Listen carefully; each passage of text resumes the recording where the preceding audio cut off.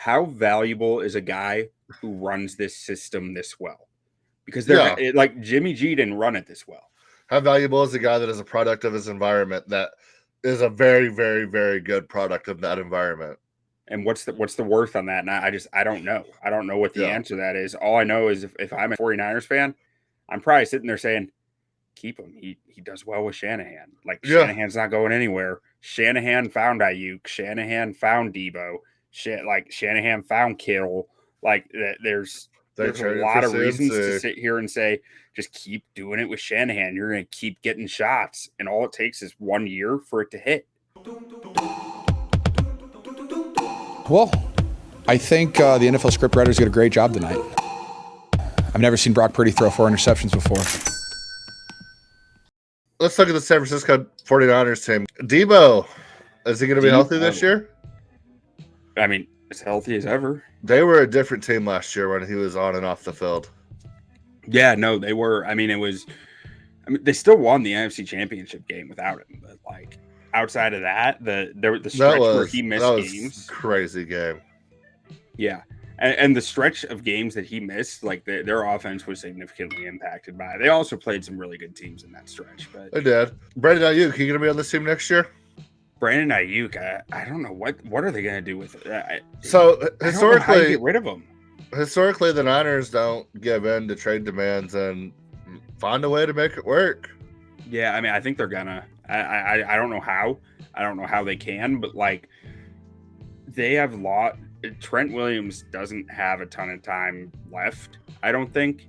So when you're talking about the stars on this team, you're talking Nick Bosa, Fred Warner, Deebo, Aiyuk, Kittle, CMC. Like those are your 6 guys, I feel like. And I mean, maybe you can't afford to pay 6 guys. That's a big number. But like, yeah, who would you rather have, Aiyuk or Deebo? With Brock Purdy? Yeah. Probably Deebo, but in a normal offense, probably Aiyuk. And that's the thing. I mean, if you pay Brock Purdy, which it looks like they're probably gonna pay him, then maybe Aiyuk, you can go out and get everything you can for him, because I don't think Brock Purdy's ever going to get to a point in his career where he's airing it deep. And I mean, I think Aiyuk can do everything for you on the field, but I mean, as a deep threat, he's one of the best in the league at that.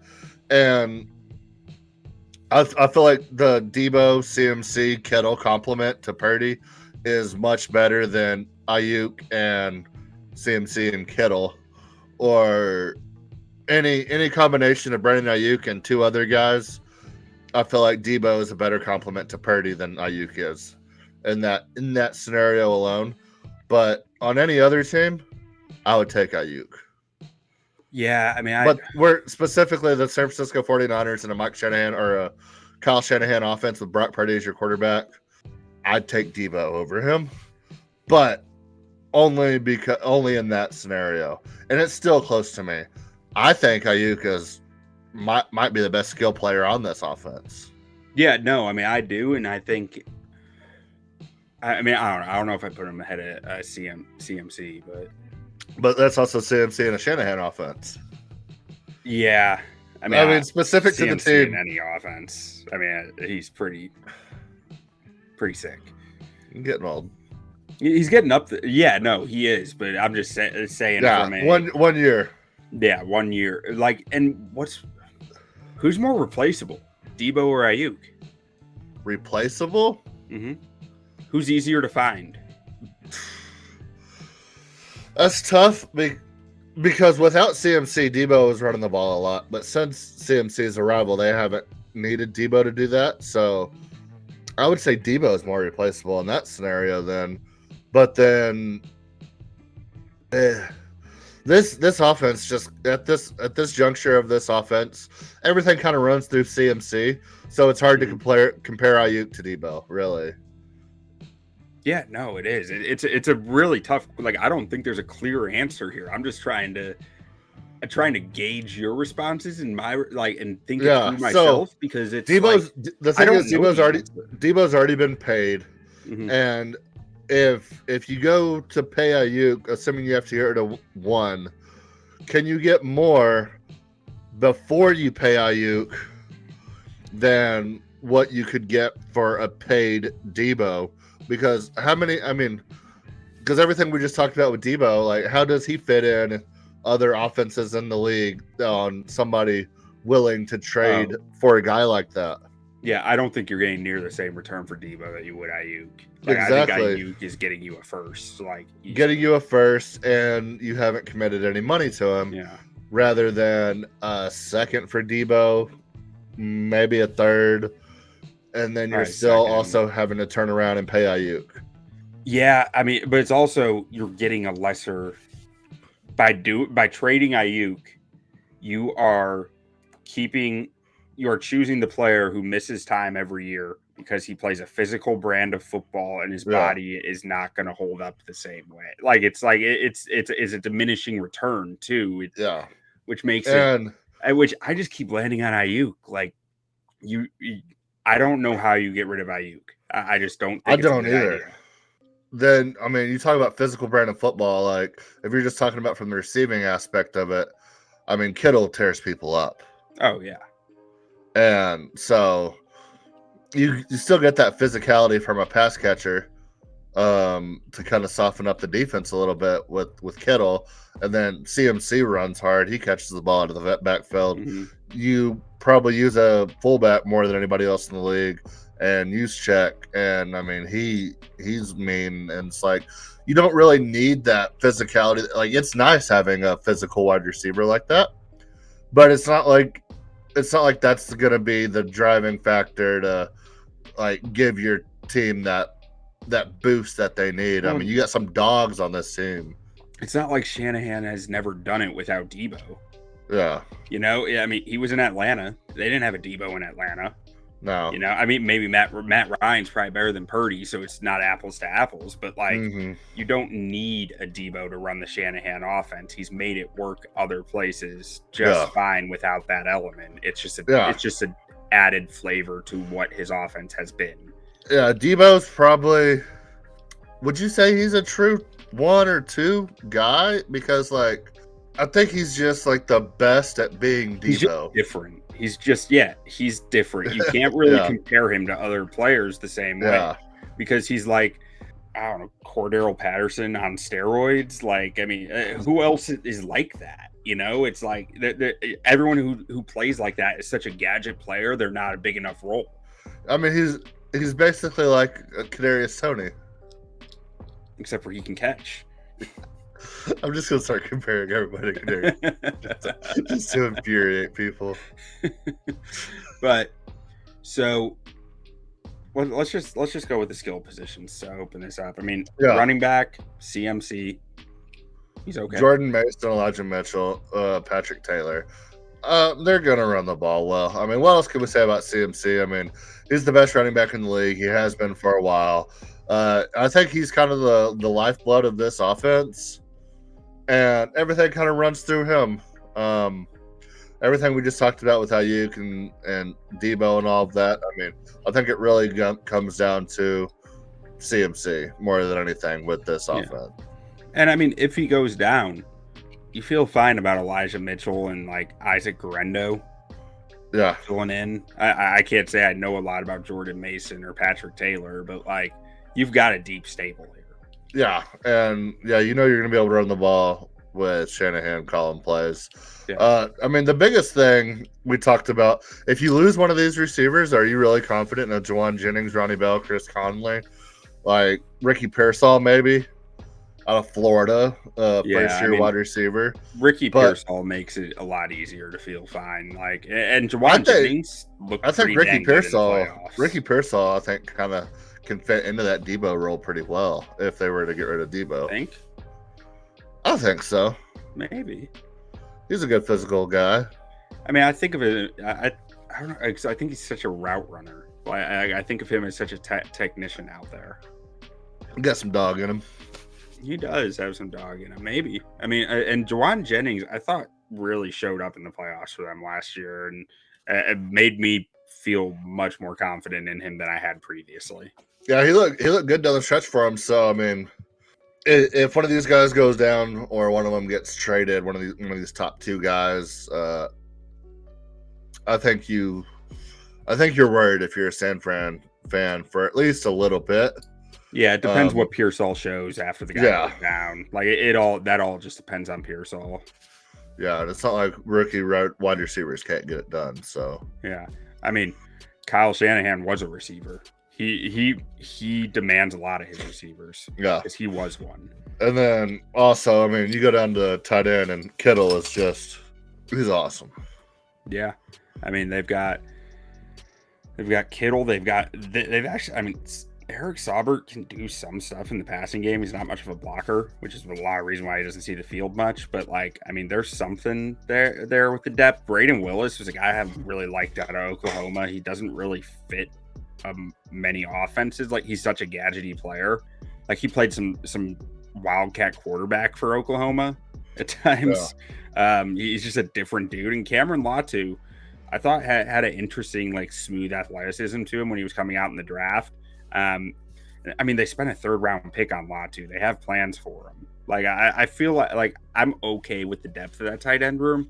Don't love it, but like I see ways that the depth works fine if Kittle goes down. I also see ways that it fails. So like I'm just a lot of if Kittle stays healthy, you don't have anything to worry about. Yeah. And if he doesn't, there's some reasons to be optimistic, but not reasons to trust your optimism, I guess would be the way I would put it. Absolutely. And on the O-line, I mean, how do we have the discussion about Trent Williams? Because everyone still loves him, and I still love him. But like loving him and admitting that he's getting old are two different things. Yeah, I didn't see this in the playoffs last year. I did not see the same guy. Yeah, and I mean time comes for everybody. I mean, I thought he was old when he went to San Fran. I mean, he was spent 8-9 years in Washington. Oh, yeah, he was already over 30 when he went to San Fran. Yeah, so I mean, he's been there for 5 years now? Yeah. Like, eventually it's gonna happen. Well, and like this guy's still like I take some issue with some of the, and I mean, we're probably gonna get flamed for this, but whatever. I take some issue with some of the PFF grades and stuff for him from last year and where he's being ranked right now by the ESPN lists and the PFF lists that are coming out. Like, I do not think he's the number 1 offensive tackle in the NFL anymore. I think Penei Sewell has passed him pretty clearly. Yeah, Penei Sewell is, I think, by far and away the best tackle in the league right now. I mean, I really think it's up for debate. Top probably 10 tackles, maybe top 5 still, but like it's declining. It's still very good. I just don't know how fast that decline starts to hit. Yeah, and he's stayed relatively healthy throughout his career, outside of having a brain tumor that Washington misdiagnosed as a headache. But like I still think he's gonna get the job done. It's like I don't know if he is the multiplier that he used to be. Yeah, he's not. When you think Trent Williams, he's not the same guy you think about, but he's still very, very good. Yeah. And then across from him, you've got Colton McKivitz, who actually had a solid enough year last year. This O-line, you don't want them in true pass sets. Like, you ask them to play straight drop back passing offense, it starts to struggle a little more, but they're built for that. Like, they're built under that understanding, and they scheme it up really well. McKivitz is fine for this offensive line, I think. And I mean, Aaron Banks, Spencer Burford, John Feliciano, and Jake Brendel, like, they're all fine for what this offensive line wants to do. But I do worry a little bit if they can't, if there's ever a point where Kyle Shanahan can't have a positive game script for them, I'm not sure how they get back in a game and it having to go to a full true drop back offense against a good defense. Yeah. And yeah, so I mean, I think you saw some holes in this defense or in this offensive line, especially in the Super Bowl, especially in the playoffs. And it's one of those things where you have one of the best coaches in the league, so it's like, oh, we'll be able to figure it out. But the same coach that, for one reason or another, just can't get over the finish line. So, yeah, I mean, take with that what you will. It's interesting, man. I mean, I do like the kid they took out of Kansas, Dominic Tooney. Yeah, he's I very, think very that good. he's got a future at guard. I mean, I think he's a guard for sure. Yeah. And I do worry a little bit about his demeanor being a guard. I think he's more a tackle demeanor, but I think he's strong enough that you don't. It's fine. A lot of times the demeanor the guys who are more tackle demeanor at guard just aren't brick houses of muscle. And Puny is a brick. Like, he is powerful. Yeah. So did we talk about why everybody's here watching us right now and what we're going to say about this next man? Who? Brockless Purdy. Did you just call him Brockless? Brockless. Brockelis? Broccoli? Broccolis? Broccules. Yeah, let's talk some Brock. Brock. Okay, you go first. Brock. I'll go first. Okay. What is Brock? Brock is good at executing Kyle Shanahan's scheme. Yes. He has made the Super Bowl in his second year as a quarterback.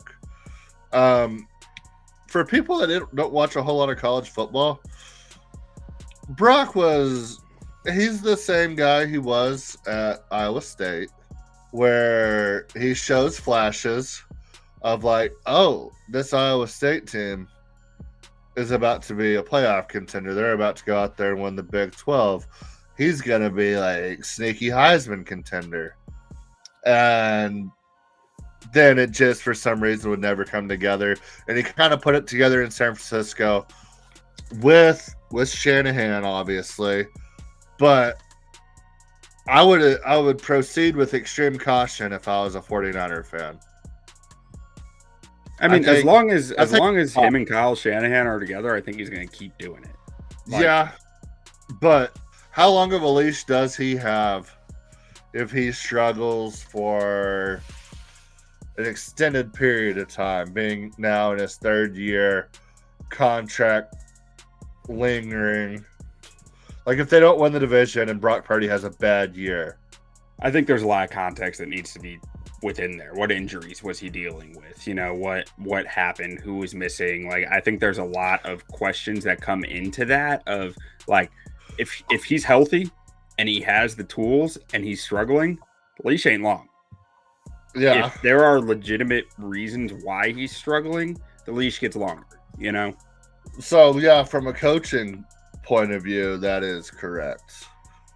How long of a leash does this fan base give him that act like he is the MVP of the league right now? How long of a leash do they give him if he plays bad for a 7-game stretch, even if it is due to because fans are stupid? How long a leash did they give? Colin Kaepernick was ran out of town after taking him to a Super Bowl like 2 years later. Yeah, but he looked terrible. Yeah. I mean, outside of everything else that came around Colin Kaepernick was after he was playing bad. I think Trey Lance never really got a fair shot. I think he get a season and a half. So they'll give him one season and say it was a fluke. If they go 9-8 this year, 9-8 this year, and then win 10 games next year, so they have a better season next year, but he's still not playing great because he played great last year, and I think that's going to be the thing that hurts him more than anything with this fan base is that I don't think he's great. I think he's a fine quarterback. I think he can be good to better than average for the 49ers for a long time. Mm-hmm. I just don't know if we're going to see last season Brock Purdy on a consistent basis ever again. Maybe I'm wrong. Yeah, Shanahan's very good at his job. Well, and that's the tough part too. It's the same Brock Purdy we saw his rookie year. Yeah. For whatever it was, 8 games or whatever. Like, it was. Yeah. He was the same guy in his second year, like maybe a little bit better. And so I don't have anything to suggest to me that he's going to get worse until the supporting cast gets worse. Yeah, and we kind of already talked about it with the Deebo Aiyuk situation. Kittle is what, year 7 now? Something like that. I want to say it was drafted in 2017. Yeah, CMC's getting old. We talked about Trent Williams getting old. Like, he's coming into a Ferrari, but that Ferrari is got like 60,000 miles on it. Yeah. Well, and I mean, that's the thing though, too. I think he can be better Jimmy G. Jimmy G didn't have all this. Yeah. You know? I think Jimmy he is G better never than got Jimmy G. Jimmy G never got a whole lot of love, and rightfully so. I mean, he probably single-handedly lost in the Super Bowl. But do you make it without him? Probably. But Brock didn't play that great in the Super Bowl either. I don't know. I thought Brock played pretty well in the Super Bowl.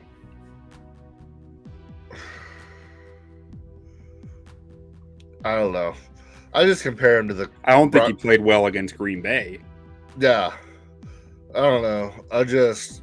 The Cowboys regular season game always just like is burned in my memory where he was perfect. Yeah. And I'm just like, that's not what he is. And I'm sure fans don't That was only the same way I do. only his third most perfect game of the year. Yeah. Fourth, if you go by, or no, third. Yeah, third by PFF grid, third by EPA. That was the Deebo Samuel game too. But yeah, I mean, I don't know. I mean, I think he's a fine quarterback, but I don't think he is anywhere close to a top 8 guy. So this is where I'm struggling with quarterback value right now is how valuable is a guy who runs this system this well? Because like Jimmy G didn't run it this well, you know? Yeah. Not every guy how valuable is a guy well. How valuable is a guy that is a product of his environment that is a very, very, very good product of that environment? Yeah. And what's the worth on that? And I don't know. I don't know what the answer to that is. All I know is if I'm a Sam fan, a 49ers fan, I'm probably sitting there saying, keep him. He does well with Shanahan. Like, Shanahan's not going anywhere. Shanahan found Aiyuk. Shanahan found Deebo. Shanahan found Kittle. Like, there's a lot of reasons to sit here and say, just keep doing it with Shanahan. You're going to keep getting shots. And all it takes is 1 year for it to hit. Yeah, I mean, it goes both ways, too, because then it's like the team has showed enough faith in Shanahan to trade up to 3 to go get a guy, to trade for a Jimmy G, to try to go get a guy to replace their 3rd overall pick with the last pick in the draft, and then move on from that guy they invested all the value in. So it's like everything you just said, but at the same time, it's like they're not scared to let him go out and try again either. Yeah. Because if Brock Purdy wants top 5 money, do you trust that you can find somebody that can run it? Because I mean, what success has Brock Purdy brought this team that they haven't had? Who's going to give him top 5 money? But if the 49ers don't, I would assume he might. I don't know. That's weird because we really haven't seen it before where a guy wants a certain amount of money, doesn't get it, hits free agency, then re-signs with the team after it doesn't happen. The closest thing we saw to it was Lamar Jackson, and that was basically the Baltimore Ravens saying, we don't want to negotiate against ourselves. Let somebody else go offer you a contract, and then we'll match it. So it would be interesting to see because the guys who would pay it would be the Shanahan disciples, right? It would be the guys who were there with Purdy saying, he can run this offense. I'm running this offense. Let's make it happen. Like, in my mind, if that's the case, then if that's the case, I mean, does he find it insulting if you offer him a 5-year, $160 million contract? I don't know. I don't even know what I do not even understand what market is for QB contracts. Yeah, right because so they make no sense. Yeah, I don't know what is even reasonable. I just don't know who's paying Brock Purdy that type of money. Maybe a top 10, sure, but like I don't know who's going out there and giving him a top 5 QB contract. Yeah, or do you I think Tua, what Tua gets is going to be very telling. Tua's going to get, I think he'll be top paid when he gets paid. Really? I think so. I think they have too much invested in him because that's the thing about early drafted quarterbacks. It's like, Oh, that's true. You've Everyone already- in the league you already- sees him as a first-round quarterback, so it's and like, you already have everything invested in him yeah, to where, I mean, you're paying Brock Purdy 75 cents a game right now. You got him for free. And like you said, who else is going to pay him? So it's like, if you can't get a deal done, he may not get top money anywhere else, but if he doesn't get what he wants from San Francisco, would he take less money somewhere else out of spite? Like, I don't know. I don't know. Like, that's the thing about hitting free agency. It's like, you never know. Does he like living in San Francisco? He's from the Midwest. Like, I mean, would a team like Seattle be sitting there saying, "We got 3 awesome receivers"? yeah, with good running backs. Yeah, we got the space to make it happen, and we want to win it right now. Let's go hire a Shanahan OC and let's make this work. Like, maybe someone will pay him a lot for that. Yeah. Just to hurt, especially a division rival, just to hurt San Fran in the process. Yeah, it's one of the strangest quarterback controversies we've seen in a long, or I wouldn't even call it a controversy or conundrum that we've seen in a long time, because I think Brock Purdy is. We just talked Seattle. I think Brock Purdy is much closer to a Geno Smith than he is Patrick Mahomes. Yeah, I think Geno Smith is closer to a Patrick Mahomes than Brock Purdy.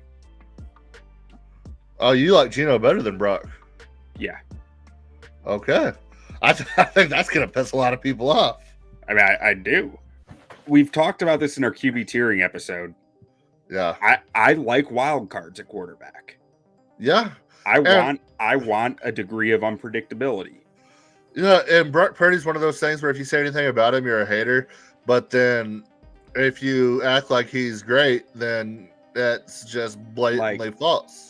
To clarify my statement, I could see Geno going on a heater that wins it all because he just has the talent and is going to do some wild shit. Yeah. I can't see Brock Purdy going on that same type of takeover games heater. Yeah. I can see Brock Purdy winning a bunch of games in a row, but I can't see him putting the team on his back in those games in the same way. Yeah, no, it'll be interesting for sure. And then, yeah, we'll see what the future of this team holds. I feel like we've seen the San Francisco 49ers turn over 3 times in kind of the last 15 years. I mean, we saw them go from the Harbaugh team to, wasn't there another good team between there? Chip Kelly. Were they good under Chip Kelly or no? No, Harbaugh to. So they went from being on top to Harbaugh to falling back down to being on top again. So that's like the 3 iterations we've seen with them. And I mean, the common denominator is that they haven't won shit. So all the 49er fans out there that are always, your Super Bowl is the Cowboys every year, apparently, because that seems to be the only thing you talk about on social media. You still haven't won shit. So you've won as much as the Cowboys since the 90s. So love that for you. Let's talk a little defense here. All right. I'm concerned about this D tackle room. It is not what it once was. Like, Javon Hargrave is still good. Malik Collins is a good player, but like DeForest Buckner left years ago. Arik Armstead was keeping it up, but he's gone now. And I'm just not sure that. I mean, I like Hargrave. I just don't think he's the same caliber player as those two. And I mean, not that DeForest Buckner's even relevant. He was gone years ago, but like, still, I'm just not sure I really feel great about this D tackle room for a Super Bowl. To clarify, this D tackle room is going to be fine, but to win a Super Bowl, I don't feel like they have the guy in the D tackle room that I would like to see them have. That's another thing we talked about last week. Is like, I think D tackle, a dominant D tackle in the playoffs might be the most important position on the field after a quarterback. I think it's huge. It's massive. And, I mean, their run defense is going to struggle this year, I think. All these guys are pass rush first D tackles, except for maybe like Kalia Davis, who, I mean, played 4% of the snaps last year. Or maybe Ernest Brown. I'm not even that familiar with Ernest Brown. There's not a lot here to stop the run. And you're just putting a lot of weight on your edge rushers with the way this D tackle room is structured as run defenders. Yeah. Is the way I'm seeing it. Yep. And so they have the linebackers too to do that. So I mean, I could be overthinking it. Then you look at your edge position. Is Leonard Floyd still only good on turf, or did that change? No, he played in Buffalo and did well. Wasn't he? He's good. Wasn't he the guy that was only good on turf for a while? No, that's Robert Quinn. I thought it was a Bears guy. Robert Quinn. Oh, I could have swore it was Leonard Floyd. Whatever. Anyway, yeah, if Nick Bosa stays healthy. I mean, maybe it is Leonard Floyd. He wasn't that great in Chicago, but like, I mean, I there was tape from him in Buffalo last year doing it at Buffalo's field. I want to say like, this was like a conversation because I knew we talked about Robert Quinn on the podcast, but I want to say like off, like just like texting, there was something said about Leonard Floyd. Like, oh, Leonard Floyd is great against the Seahawks or against Russell Wilson. Like a quarter of his career sacks have come against Russell Wilson. Yes, and then another like not a good division for 10% of his sacks have come against Aaron Rodgers. Like it's like very, very specifically, but like the last few years, he's really become a much stronger edge rusher than I wanted to give him credit for. He's become a really good football player. Yeah, he was pretty solid in that Rams run too. If Nick Bosa stays healthy, I mean, defensive player of the year. Yeah. Every team's got a candidate. I mean, I think he's right up there with any edge rusher. Yeah. Like he has a chance any given year. I mean, him, T.J. Watt, Myles Garrett, Micah Parsons. Yeah, I mean, any of those guys stay healthy. Yeah, like that. I think those are your edge rushers that you're really looking at. Linebackers, Fred Warner, Dre Greenlaw, Dre Greenlaw or his Achilles in the Super Bowl. He's going to miss an early part of the season. That sucks. But they got Devondre Campbell to fill in for him. Campbell is a good enough player at this point in his career, I guess, to probably fill in. Devondre Campbell from Texas? I don't think so. Oh, okay. He played in Green Bay the last 5 years. Trash.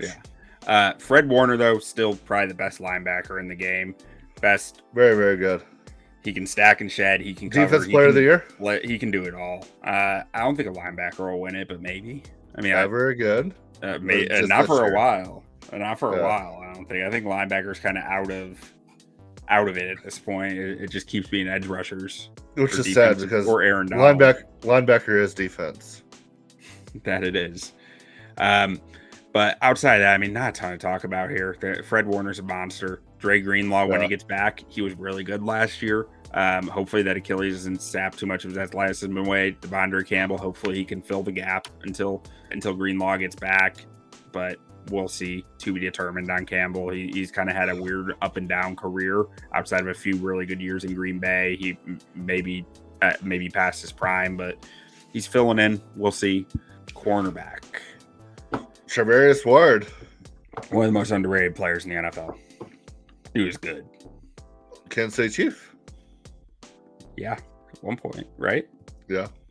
Won a Super Bowl there. Ward. Yeah, great signing for them. Lenore, that's my cousin. He's really good too. It's your cousin? Yeah, my grandma's a Lenore. Oh, okay. First name or last name? Last name. That's why we're cousins. Diomador.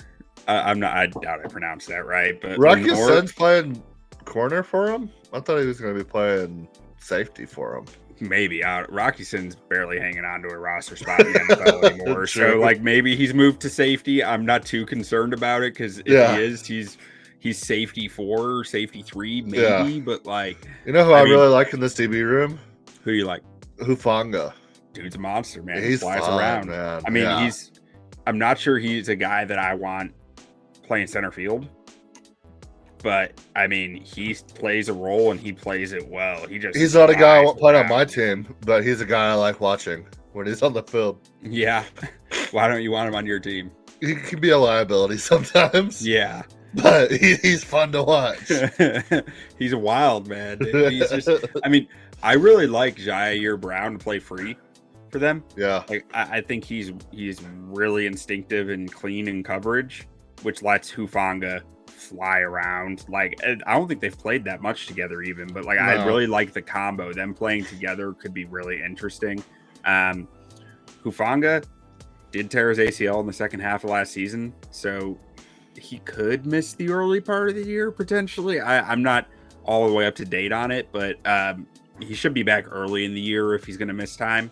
It'll be interesting if he does miss some time, because I'm not really sure I love what they have behind the two starters here. Yeah.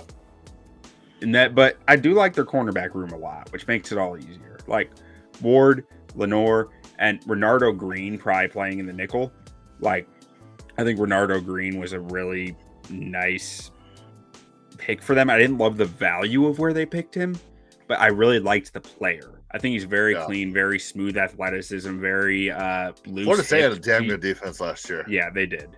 They really did. And I think Green might have been a really strong pick at value aside. Like, even where, I mean, honestly, I liked him. I don't even, if I like the player, I like the player. Yeah. Take him in the second round. Like, maybe it was a little early, but if he's good, he's good. Like, and I thought his tape looked pretty good. It's one of those things where it just depends on how it falls on your board too. I mean, but yeah, I like him a lot. I mean, they've done a very good job of replenishing talent on the San Francisco team under Shanahan. So let's get to the schedule here. Looking at the 49ers here, the schedule's not that rough, I don't think. Yeah. I don't know. We both have them just winning a lot out the gate. A lot of games. And winning all season long. I mean, there's not a ton to say here aside from Jay's got them at 13-4. I've got them at 14-3. Like, they're going to be hard to stop. Yeah. So for all the haters out there saying I hate the 49ers, I have you at 13-4. 13-4. Yeah. I mean, so you went 12-5 last year, so I'm predicting you a better record. I'm taking the over. You're giving me the over 11.5 wins plus money. This roster against their schedule, I love that. NFC champs at plus 250 seems outrageous. That's an outrageous number. It is. God, the NFC's weak this year. Yeah, but I mean, it took. All right, the Lions probably should have won that game. Some questionable calls on not ref wise, just some of the decisions the Lions made with the lead, and then took everything you had to get past the Packers. Your quarterback looked like absolute garbage. Like 250 is an outrageous number for winning a Super Bowl when you're at minus 200 to win the division. I just had to say that. But I mean, I think they're going to be there. I mean, yeah, they'll be right there. I mean, they're going to have as good a shot as anyone at the winning the NFC. But yeah, I think at plus 100, assuming this team stays healthy, they're going to win at least 12 games. Yeah, I'm with you. You need to be more like a dog. We don't need a bunch of cats in here looking in the mirror. Do I look good? I got my extra bands on. I got my other shoes on. We need more dogs.